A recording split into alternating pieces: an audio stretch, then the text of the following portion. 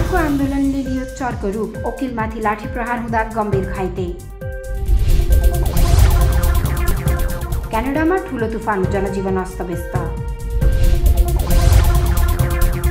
आगामी चुनावमा कुनै पार्टीसँग तालमेल नहुने शशाङ्क कोइरालाको भनाई। महिनौदेखि सचिवविहीन 4 मन्त्रालय, मन्त्री परिषदको बैठकदेखि लिएर आर्थिक र प्रशासनिक गतिविधि नै ठप्प।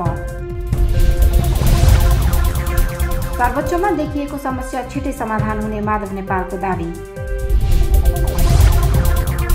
मुगु आगलागी अपडेट, 35 करोड बढीको धनमाल क्षति। काठमाडौँ बैङ्कक हवाई उडान पुनः सुचारू गरिँदै। जुम्लामा एमबीबीएस कक्षा सञ्चालन। खोप लगाउनैलाई अब पालो पुग्नु नपर्ने बताउँछन् स्वास्थ्य मन्त्री खतिवडा। हामीले दैनिक अपडेट गराउँदै आइरहेको समाचार यहाँहरूलाई कस्तो लाग्छ? सल्लाह, सुझाव र प्रतिक्रिया दिन नभुल्नुहोला। साथै लाइक, सब्स्क्राइब र छेउमै रहेको बेल आइकन दबाउन नबिर्सिनुहोला।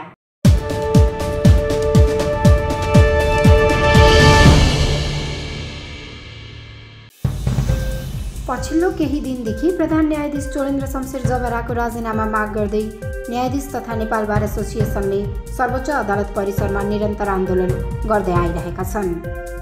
सोही क्रममा आज पनि जारी रहेको आन्दोलनमा प्रहरीले वकिलहरूमाथि लाठी प्रहार गर्दा एक वकिल गम्भीर घाइते भएका छन्। लाठी प्रहारबाट नेपाल बार एसोसिएसनका केन्द्रीय सदस्य प्रकाश महर्जन गम्भीर घाइते भएका हुन्। घाइते भएका उनलाई उपचारका लागि थापाथली स्थित अन्नपूर्ण न्यूरो अस्पताल लगिएको छ। प्रदर्शनमा उत्रिएका कानुन व्यवसायीमाथि प्रहरीले लाठीचार्ज गर्दा आज नेपाल बारका अध्यक्ष चण्डेश्वर श्रेष्ठ, बार केन्द्रीय सदस्य महर्जन सहित केही वकिलहरू घाइते भएका छन्। त्यसमध्ये श्रेष्ठ र महर्जनलाई गम्भीर चोट लागेको बताइएको छ। ठूलो तुफानका कारण सडक र रेल सेवा अवरुद्ध भएपछि क्यानाडाको पश्चिमी प्रान्त ब्रिटिस कोलम्बियामा सङ्कटकाल घोषणा गरिएको छ। उक्त क्षेत्रमा विपत्तिले जनजीवन प्रभावित भएपछि त्यहाँका बासिन्दाहरूको सहायताका लागि क्यानाडाको आर्मी फौजका कयौं जवान र अधिकृतहरू खटिएका छन्। सो क्षेत्रमा आइतबार राति ठूलो तुफान आएको थियो। त्यसबाट हजारौं मानिसहरू प्रभावित भएको बताइएको छ। बीबीसीका अनुसार क्यानाडाका प्रधानमन्त्री जस्टिन ट्रुडोले राहत दिने प्रतिबद्धता जनाएका छन्। उनले सेनाले पुनर्निर्माणका लागि सहयोग गर्ने समेत बताएका छन्।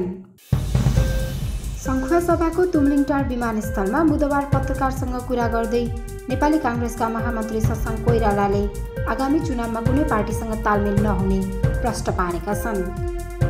गठबन्धन चुनाव अघिसम्म मात्रै रहने उनको भनाइ छ। कोइरालाले आगामी चुनावमा कुनै पार्टीसँग तालमेल नहुने, आगामी चुनावमा अन्य पार्टीसँग गठबन्धन गर्ने विषयमा काङ्ग्रेसले सहमति नगरेको बताएका हुन्। साथै उनले आफू पार्टी सभापतिमा उठ्ने समेत बताए। आफू सभापतिका लागि बलियो उम्मेद्वार रहेको बताउँदै उनले सभापति पदका लागि उम्मेदवारीको औपचारिक घोषणा चाँडै गर्ने बताए। वर्तमान सत्ता गठबन्धनका लागि मात्रै काङ्ग्रेसले सहकार्य गरेको उनको भनाइ छ। कोइरालाले आगामी निर्वाचनपछि काङ्ग्रेसले बहुमतको सरकार बनाउने दाबी समेत गरे। एक्लै चुनाव लड्दा पनि आगामी चुनावमा काङ्ग्रेसले बहुमत ल्याउने उनी बताउँछन्। प्रदेश 2 का 4 मन्त्रालय विगत केही महिनादेखि सचिवविहीन नै छ।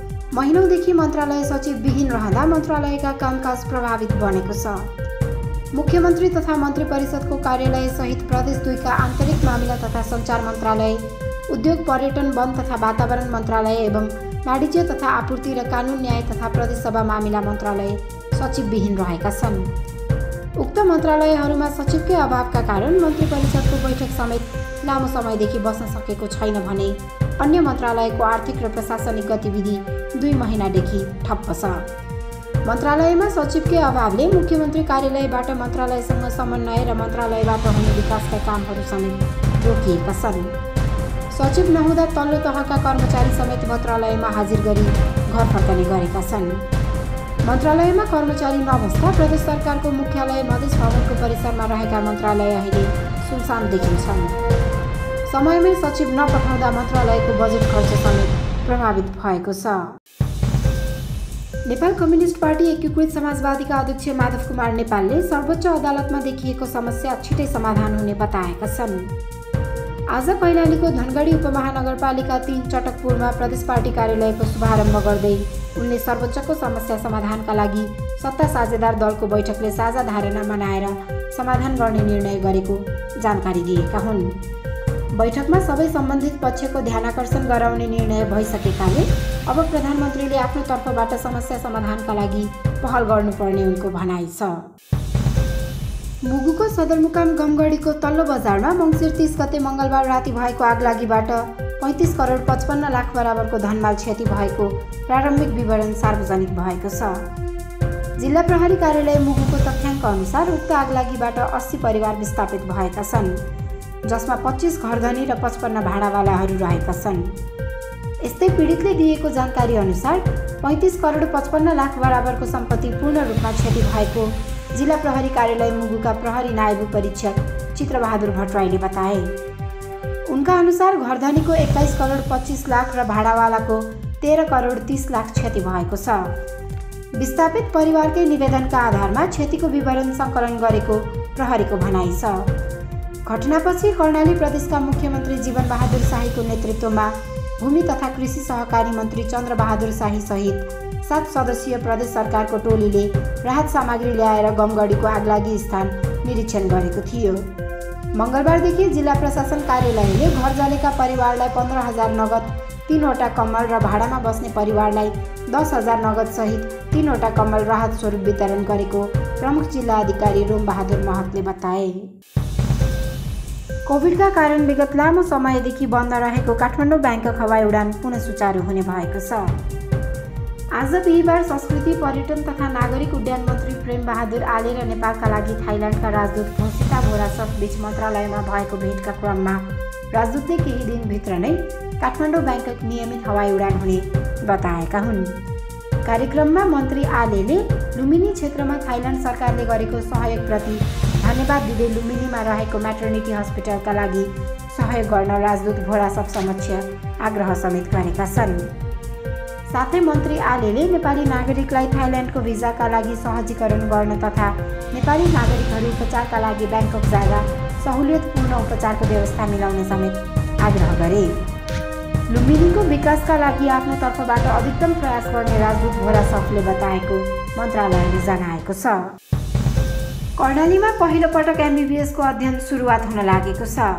कर्णाली स्वास्थ्य विज्ञान प्रतिष्ठान जुम्लामा चिकित्सा शिक्षाको स्नातक तह एमबीबीएस अध्ययनका लागि आवश्यक कोठा, प्रयोगशाला र छात्रावासको व्यवस्था तयारी पुरा भइसकेको छ। यही मङ्सिर 19 गतेबाट एमबीबीएसको कक्षा सञ्चालन हुने जनाइएको छ। चिकित्सा शिक्षा आयोगले लिएको एकीकृत परीक्षामा उत्तीर्ण भएका विद्यार्थीले अध्ययनका लागि भर्ना समेत गरिसकेको प्रतिष्ठानले जनाएको छ।